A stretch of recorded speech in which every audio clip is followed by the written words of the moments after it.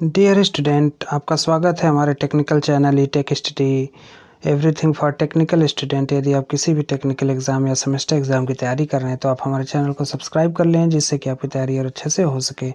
हम अपने चैनल के माध्यम से टेक्निकल वैकेंसी का अपडेट निरंतर आपको देते रहते हैं। आज का जो वीडियो है हमारा वह आईटीआई पे आधारित electronics corporation of India limited apprenticeship के लिए जो फॉर्म आया है 2020 में, उसके लिए है।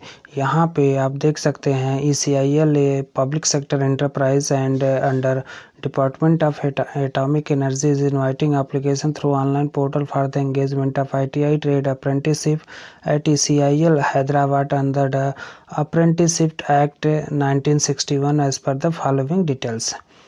ECIL Hyderabad under the apprenticeship act 1961 के तहत आपका electrician, electronic mechanic, fitter, RNC, MMV, turner machinist इत्यादि के लिए अप्रेंटिसशिप के लिए फॉर्म आया है।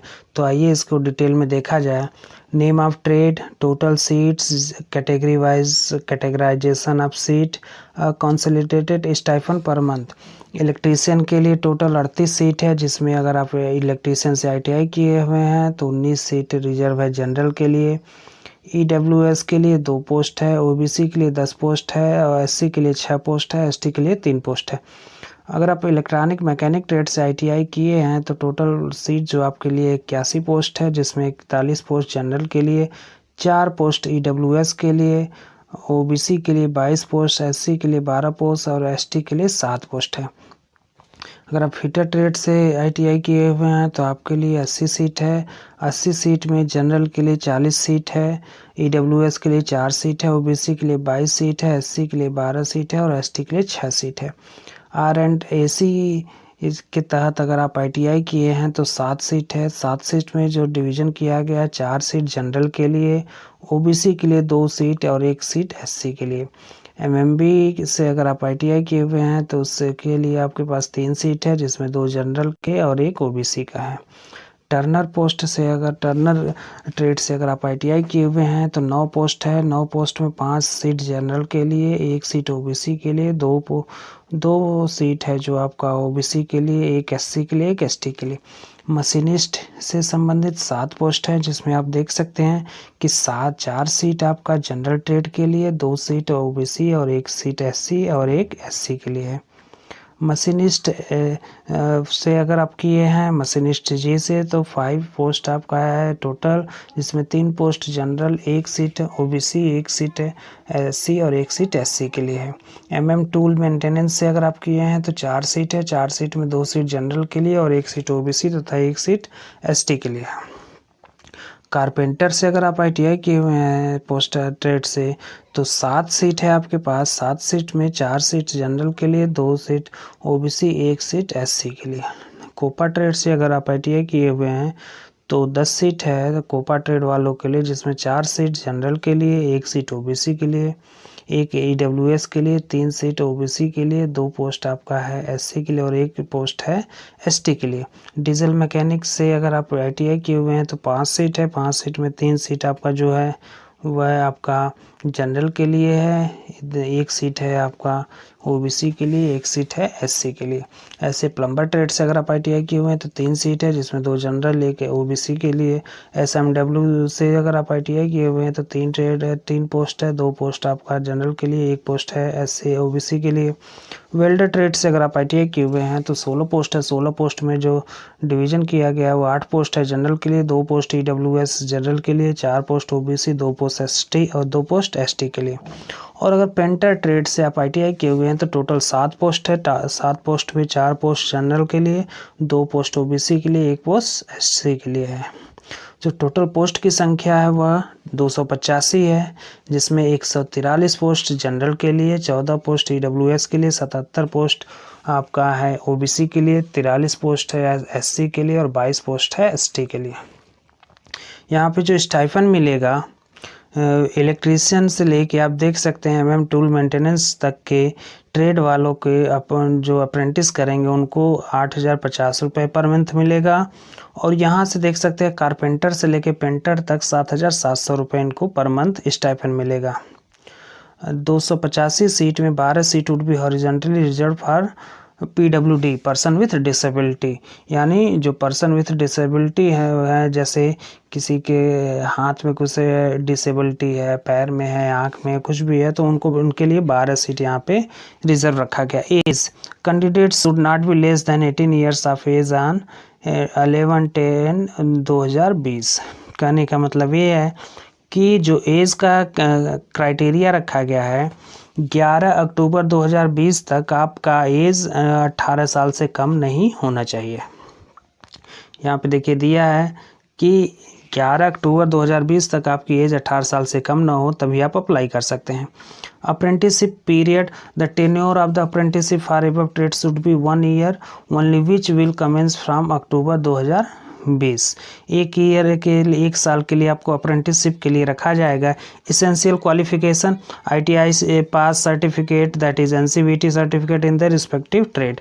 अगर आप ITI किए हैं NCVT से तो आप इसके लिए अप्लाई कर सकते हैं। Method of selection, the candidates will be selected on the basis of marks secured in the ITI in the order of merit subject to satisfactory verification of the document.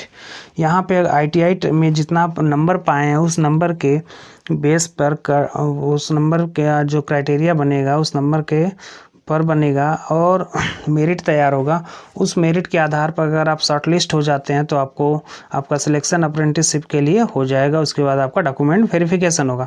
Document verification will be from 24/9/22 39/2020, यानी कह सकते हैं कि 24 सितंबर से 30 सितंबर तक आपका जो document verification होगा and exact date will be initiated by email to shortlist candidate.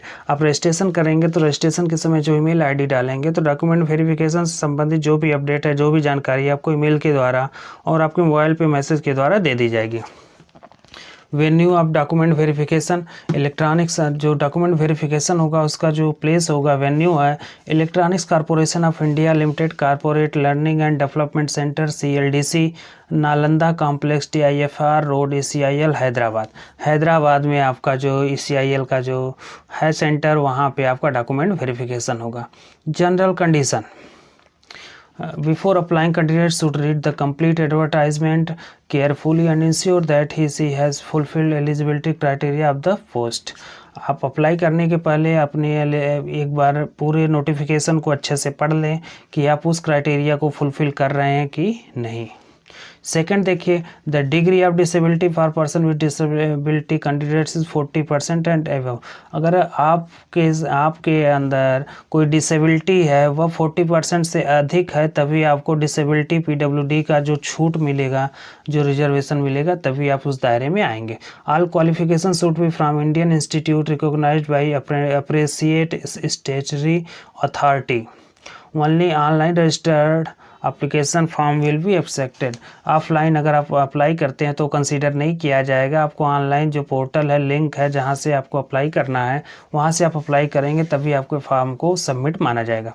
The application is liable for rejection, यानी देखिए कहीं भी आप कुछ इसमें त्रुटि है या फॉर्म भरते समय कुछ गलत जानकारी दे दिए तो CIL क्या करेगा, आपके फॉर्म को कैंसिल कर देगा। उसके बारे में दिया है, the candidate has to quote his system generated application number allotted for all future correspondence. जैसे ही आप रजिस्ट्रेशन करेंगे एक आपको रजिस्ट्रेशन ID मिलेगी, उसको आपको सेव करके रखना है। जो आगे आपको जैसे कोई भी मेल आएगा या कोई भी शॉर्ट लिस्टिंग होगी तो उस रजिस्ट्रेशन नंबर के आधार पे आप अपने को चेक कर सकते हैं कि आपका डॉक्यूमेंट वेरिफिकेशन के लिए शॉर्ट लिस्टिंग हुआ है कि नहीं। All future correspondence would be through email ID furnished by the application in the online application form। Future में जो भी चीज़ें होंगी डॉक्यूमेंट वेरिफिकेशन से संबंधित जानकारी देना, अपडेट देना, वो सारी चीज़ें आपको ईमेल ID पे प्रोवाइड कराई जाएगी। CIL reserves the right to cancel, restrict, enlarge, modify the selection process। यहाँ पे कह रहा है कि CIL यह अधिकार सुरक्षित रखता है कि वह किसी भी समय इस वैकेंसी को रद्द कर सकता है या सीटों को बढ़ा सकता है।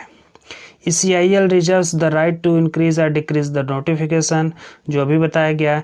Any legal proceeding in respect of any matter, claim, dispute arising out of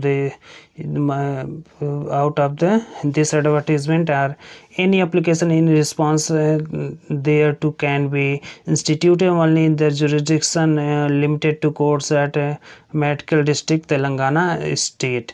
any dispute, ये कहने का मतलब ये है कि मान लीजिए वैकेंसी से संबंधित जो भी चीज़ें हैं या कोई भी यहाँ पे मैटर उठता है तो उसका जो समाधान होगा वह तेलंगाना स्टेट के कोर्ट से होगा. ECIL will be not responsible for network internet related difficulties issue. अगर आप ऑनलाइन अप्लाई कर रहे हैं, बाई चांस नेटवर्क फेल्योर हो गया तो उस केस में ECIL रिस्पॉन्सिबल नहीं होगा.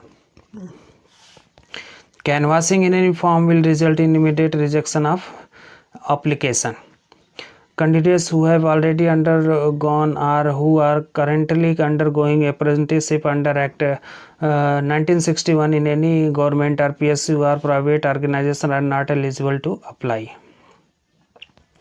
Candidates selected for training will not be allowed to withdraw from training except for reasons which are beyond their control before commencement of the training, and candidates will have to execute a contract apprenticeship. Those who absent themselves are liable to refund the whole cost of their training as well as the amount received as stipend as determined by the Central Apprenticeship Advertiser. कह रहा है कि अगर आप form apply कर रहे हो उस समय कोई भी आपके बारे में गलत जानकारी पाई गई तो आपको जितना स्टाइपेंड दिया जाएगा वो वापस ले लिया जाएगा.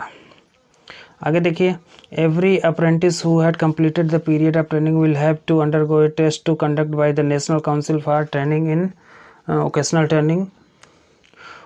occasional trade to determine his proficiency in the designated trade. Only on passing the test a certificate of proficiency in the trade will be issued by the national council.